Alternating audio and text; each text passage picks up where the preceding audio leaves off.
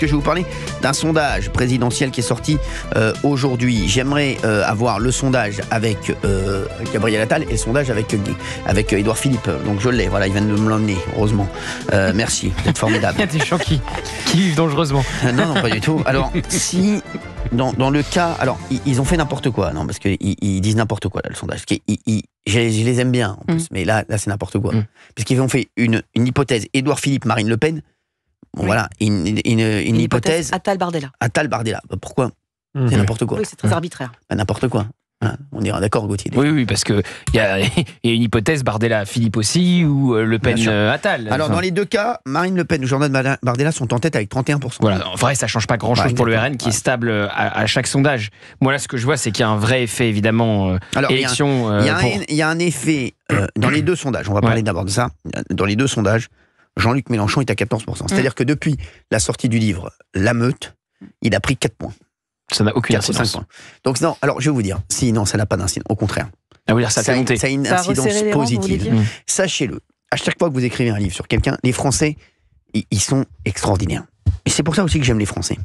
Les Français, justement, détestent des petits trucs comme ça, où on va... Ah mais je vous jure que c'est vrai, ça ne marche jamais. Sachez-le, les Français détestent ça. Et au contraire, ça a fait du bien à Jean-Luc Mélenchon qui prend 4 points, ce livre. Ah mais si, voilà, je vous le dis. Je vous le dis, hein, les Français détestent ça. Vraiment, ils détestent ça, les mecs qui vont aller chercher des petits trucs, ils n'aiment pas ça. C'était des gros trucs. Où ils ont un gros truc, voilà, une vraie affaire. Voilà, et là, oui, mais là, il n'y a pas d'affaire éliminatoire pour Jean-Luc Mélenchon. Donc ça n'a fait qu'une seule chose, renforcer Jean-Luc Mélenchon qui prend 4 points. Voilà. J'ai lu le livre, on n'apprend rien, mais ça confirme tout. Voilà, oui, c'est ça. Voilà, bah oui, c'est ce qu'on a dit. Mais il n'y a pas dans la bonne direction. Oui, mais il n'y a pas de chose. Il y a pas de chose. Et pour la première fois, ça vient de l'intérieur, de la gauche. Mais c'était comme avec le RN, la stratégie de diabolisation. Bien sûr, mais ça ne marchait plus. Ça ne marche pas. Et au contraire, ça fait monter le Rassemblement National. Et Jean-Luc Mélenchon, il a pris 5 points d'ailleurs. Et ça les fait exister. Ils sont au cœur du débat public. Il y a eu une phrase de Mélenchon un jour qui avait été captée par une caméra. L'important, c'est qu'on parle de nous. L'important, c'est qu'on parle de nous. Et il a raison. Alors, on peut dénoncer ce qu'il dit, mais moi, je suis d'accord. Je pense que ça finira par le faire monter. Et c'est pourquoi, moi, je n'exclus pas une qualification au second tour. Marine Tondelier, elle est fidèle à elle-même. Elle est à 3% quoi qu'il arrive. Elle bouge pas. Oui, elle est bien. Elle est bien. Non, à mon avis, c'est un peu haut. Ça, c'est le genre de truc qui se termine à 1,5. Non, elle, si j'étais elle, j'arrêterais tout de suite parce que ça va lui coûter beaucoup d'argent. Parce que je rappelle qu'à moins de 5%, on n'est pas remboursé. Si elle veut garder sa maison de campagne à Clermont Nord, il faut qu'elle jette. Il faut qu'elle jette l'éponge tout de suite. Non, moi je donne un conseil à Marine Tondelier. Mais elle veut une candidature commune, elle. Oui, mais qu'elle fasse candidature commune ou pas commune. Candidat unique à gauche. Oui, candidat unique à gauche. Donc voilà. Donc bon, Raphaël Glucksmann, il est à 10. Entre 10 et 11. Voilà, ça dépend. Il est entre 10 et 11 et Raphaël Glucksmann. C'est pas nul. C'est pas nul. C'est pas indigent. C'est pas nul. Mais ça n'empêche pas Jean-Luc Mélenchon de faire un bon score. Nathalie Arthaud, elle est à 1%. Même chose, c'est haut. Fabien Roussel, il est à 3. Éric Zemmour, il est à 5. Et moi, je pense que tout ça, sans vouloir... ça, je suis d'accord avec vous. Ça va se terminer tout le monde en dessous de 5. Donc là, tout le monde, là, ça va coûter des sous. Ça va coûter des sous. On avait dit... Moi, je voulais revenir là-dessus. Je me rappelle, ils étaient tous déçus du score d'Éric Zemmour lors de la présidentielle. À 7, alors que c'était un énorme score. En vrai, vous ne vous rendez pas compte. Mais c'est un énorme score. Lui-même était déçu. Oui, mais en parce qu'il s'est rêvé au second tour. Mais oui, mais non, il faut arrêter les mecs. Mais sauf qu'il arrivait de nulle part. Non, bien sûr. 7, c'est mine de rien, vous vous rendez pas compte. C'est énorme. Non, mais parce que à moins de 5, bien sûr, il était à 4. Valérie. Mais c'est quelqu'un qui a été testé au second tour, Éric Zemmour. On s'en souvient mal, mais il a rêvé le débat face à Emmanuel Macron. Et il l'a pas eu. Et c'est aussi pour ça qu'il avait mal vécu les 7, même si je suis d'accord dans l'absolu. Quelqu'un qui passe de chroniqueur à candidat à la présidentielle et qui fait 7%, c'est important. Il faisait plus que Valérie Pécresse, il faisait plus que le PS. Après 2 minutes. Après, 2 minutes, El Gringo. Après. Non. Alors, ensuite, on parlera de Bruno Retailleau après, parce que c'est un cas particulier, parce qu'il bondit d'un sondage à l'autre. Mais en tout cas, il prend des points, quoi qu'il arrive, il a fait une très belle opération. Édouard Philippe, il est à 21%, il perd encore des points. Je pense que après l'été, il passera en dessous des 20%. Vous pensez que la chute est inexorable ? Oui. Il a qu'une seule chance, Édouard Philippe, de s'en sortir, et c'est ce qu'il va essayer de faire parce qu'il est malin. Il va essayer de se rapprocher de Bruno Retailleau et de un peu tout le monde, de Gérald Darmanin qu'il a déjà essayé, mais Gérald Darmanin, il était pour et puis maintenant il est plus pour. Voilà. Moi, je trouve je sais pas pourquoi on ne sonde pas aussi Gérald Darmanin. Je pense qu'il faudrait le sonder en ce moment, Gérald Darmanin aussi. Ça va faire beaucoup de monde quand même à droite là. Oui, mais bon, à un moment il faut sonder quoi. Mais Édouard Philippe, qu'est-ce que vous en pensez?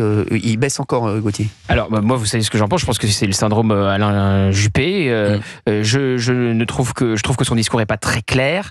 D'un coup, il a un discours hyper fort sur les questions sécuritaires et migratoires quand il voit Bruno Retailleau s'imposer chez LR. Après, il est beaucoup plus flou, par exemple, dans le voile sur les compétitions sportives. Sur l'économie, il est très clair, retraite à 67 ans. Je suis pas sûr qu'il y ait de nombreux Français qui soient favorables à la retraite à 67 ans. Ça veut pas dire qu'il faut pas le faire, mais enfin, on parle d'une élection. Donc, à mon avis, Bruno Retailleau peut lui faire très mal. Et c'est d'abord à Édouard Philippe que Bruno Retailleau peut faire mal avant de faire mal au RN, qui a un socle très soudé autour de Marine Le Pen ou de Jordan Bardella. Peut-être qu'il peut récupérer aussi des électeurs RN si c'est Jordan Bardella le candidat. Il pourrait se concurrencer plus sur la ligne économique parce que Marine Le Pen, Bruno Retailleau, économiquement, ça n'a aucun rapport. Mais sur ce sondage, il y a évidemment un effet victoire pour Bruno Retailleau. Alors, je rappelle, il est à 17% si c'est Gabriel Attal qui était le candidat à la donc place il serait au second tour. Et là, il serait au second tour. Je rappelle que quand Valérie Pécresse avait gagné la primaire des LR, elle était donnée au second tour et elle était donnée gagnante face à Emmanuel Macron. Non. Si. Bien sûr. Le même sondage le lendemain de sa victoire à la primaire LR, où elle était candidate pour 2022. C'est exactement ça. Donc, évidemment qu'il y a un effet blast pour Bruno Retailleau, mais il faut raison garder. Aujourd'hui, il est aux côtés de Nicolas Sarkozy. Voilà. C'est une dynamique. Et voilà. Donc, c'est fragile comme toutes les dynamiques. Et après, il faut savoir la cultiver et tenir 2 ans. Oui, mais après, je pense que Bruno Retailleau, c'est plus solide quand même. Que Valérie Pécresse, je suis d'accord. Même si Valérie, je l'aime bien en plus, Valérie Pécresse, il est super sympa. Mais c'est pour remettre en perspective les sondages. Voilà. Au lendemain d'une victoire. Oui, mais je pense que c'est plus. Ça s'est construit. Ça s'est construit vraiment pierre après pierre. Et je pense qu'il peut encore construire Bruno Retailleau. Après, on va voir. Après, voilà. Mais Gabriel Attal à 15 et Gabriel Attal. On va voir, parce qu'il n'est pas encore sorti complètement du bois, Gabriel Attal. Il est sorti sans sortir.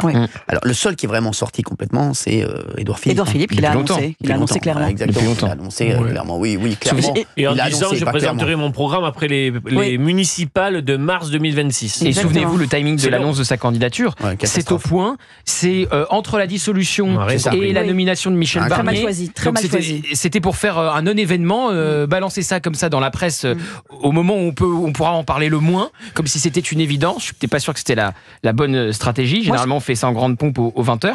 Et donc maintenant, il faut tenir. Et moi, j'ai une question à vous adresser. Peut-être que vous avez chacun des réponses différentes sur Bruno Retailleau. Jusqu'à quand peut-il et doit-il rester au gouvernement avant que ça ne l'impacte? Pour l'instant, c'est la vraie question. C'est une vraie question, pardon. Oui, mais pour l'instant, il faut. Je pense moi qu'il faut qu'il attende un petit peu encore. Moi, je pense. Je pense qu'il faut pas qu'il attende. S'il reste, parce qu'il faut voir ce qui va se passer aussi. On va voir. Pour l'instant, sa présence lui est créditée. Exactement. Les gens de droite disent de toute façon, si c'est pas lui, ça sera quelqu'un d'autre. Il vaut mieux que ce soit lui. C'est l'argument massu. Si on va vers une crise gouvernementale sur un sujet où il est vraiment en porte-à-faux, où l'arbitrage lui est défavorable, il faudrait qu'il parte. Pour l'instant, il n'y est pas. Là, il faut voir aussi ce qui va se passer. On sait ce qui va se passer, on ne sait pas ce qui va se passer en juillet, bien sûr.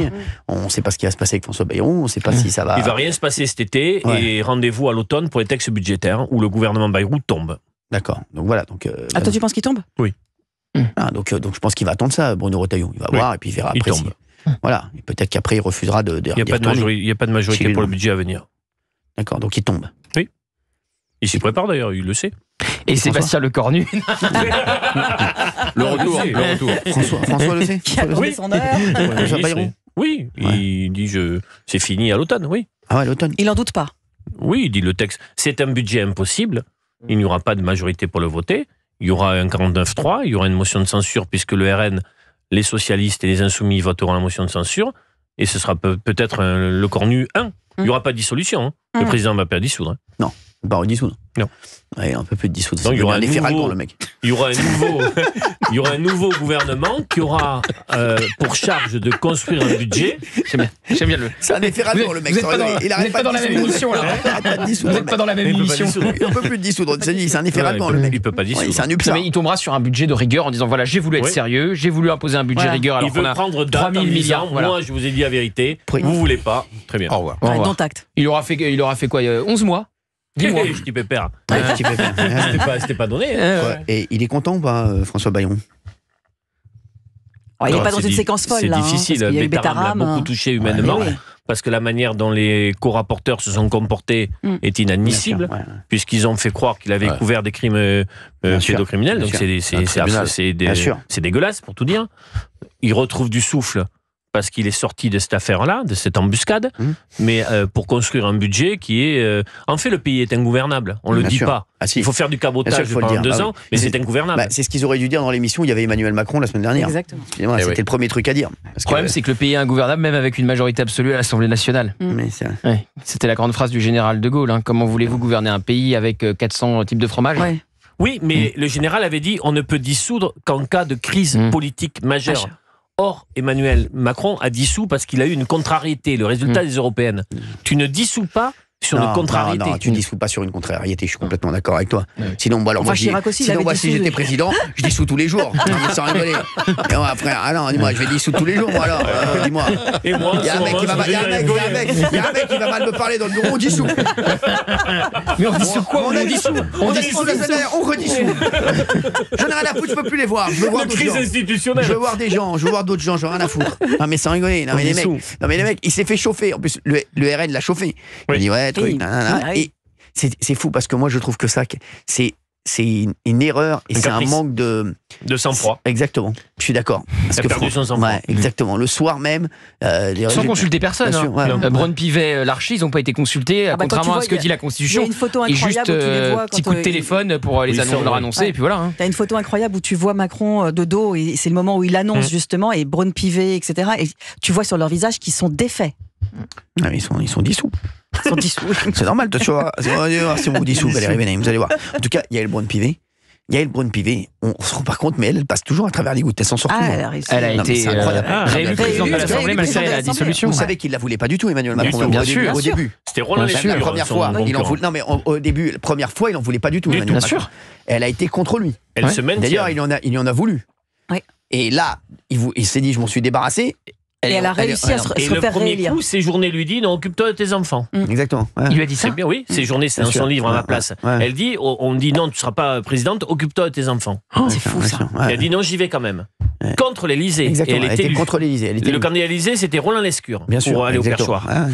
Il était aussi dans la shortlist pour Matignon, vous vous souvenez? Roland Lescure, il est sympa, Roland Lescure. On a fait une émission ici. Il est dans toutes les listes, Roland Lescure.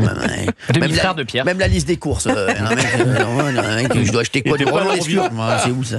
Non, mais le mec qui prépare un dîner, il a même Roland Lescure sur sa liste, il est sur toutes les listes, Roland Lescure, qui est plutôt sympathique en plus. C'est un bon client en télé. On l'avait eu beaucoup, Roland Lescure. Non, mais c'est vrai, il devait être Premier ministre et puis. Et son nom, il a fait 24 heures. Vous savez, c'est les noms qui passent. Non, mais à un moment, t'avais même Fabrice Gigliani. Parce que j'allais dire, à un moment, il y a eu beaucoup